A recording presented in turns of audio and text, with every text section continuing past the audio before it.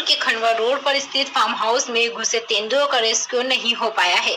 खेत में दाखिल हुए तेंदुओं को खोजने के लिए वन विभाग की दोपहर से लेकर शाम तक खासी मशक्कत करती रही, लेकिन एक बार तेंदुआ नजर आने के बाद शाम तक नजर नहीं आया। इस दौरान वन विभाग के अधिकारी करीब 10 एकड़ क्षेत्रफल में फैले खेत में तेंदुओं को खोजने के लिए लगातार गाड़ी चलाते रहे। खंडवा रोड स्थित झाबुआ फार्म हाउस में दोपहर में करीब 1 बजे तेंदुओं को देखा गया था। शुरुआत में तेंदुआ घर के पास बगीचे में दिखा था। इसके बाद मौके पर पहुंची वन विभाग की टीम ने रेस्क्यू ऑपरेशन शुरू किया। तेंदुओं को ट्रांसक्युलाइज करने के लिए उस पर डॉट फायर भी किया था, लेकिन तेंदुओं को डॉट नहीं लगा और वो खेत में जाकर छुप गया।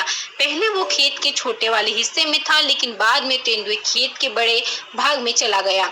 यहाँ वन विभाग जो शाम तक सफलता नहीं मिल पाई, वही अंधेरा हो जाने की वजह से रेस्क्यू ऑपरेशन को रोक दिया गया। विशेषज्ञों के मुताबिक ये व्यक्ति तेंदुआ है, लेकिन उसे शायद चोट लगी या फिर वो बीमार है, इस वजह से वो ज्यादा हलचल नहीं कर रहा है। इसके अलावा खेत में गेहूं की फसल लगी है, जिसमें वो आसानी से छुप गया है। रात में वन कर्मियों की यहाँ तैनाती की गई है, पिंजरे लगाए गए हैं। साथ ही फार्म हाउस से लगे रहवासी अलर्ट जारी किया गया है कि कोई रात में घर से बाहर न निकले।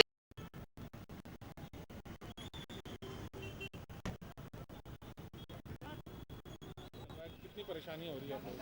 देखिए, थोड़ा सा दिक्कत वाला इशू ये भी था कि ये जिस गेहूं के खेत में भूसा है, वो गेहूं काफ़ी बड़ा है और गेहूं बड़ा होने के कारण हम लोग टारगेट पे ले भी रहे थे, लेकिन टारगेट पे आ नहीं रहा था। गेहूं बड़ा होने के कारण बीच में ऑब्स्ट्रक्शन काफ़ी आ रहे थे उसमें। इस कारण लगातार 4 बार हमारे टारगेट पे आए, लेकिन चारों बार अनफॉर्चुनेटली वो गेहूँ बड़ा होने के कारण डाट उसको हम लोग कर नहीं पाए। और जिस लोकेशन पे था वो लगातार अपनी लोकेशन भी बदल रहा था। पहली लोकेशन जहाँ हमें मिली थी, वहाँ पर हम लोगों ने छत के ऊपर से टारगेट करने की कोशिश की थी, लेकिन जो पाम ट्री के पौधे बहुत सारे घने थे, उसमें से कहीं उसकी विजिबिलिटी बहुत पुअर थी, बहुत कम थी।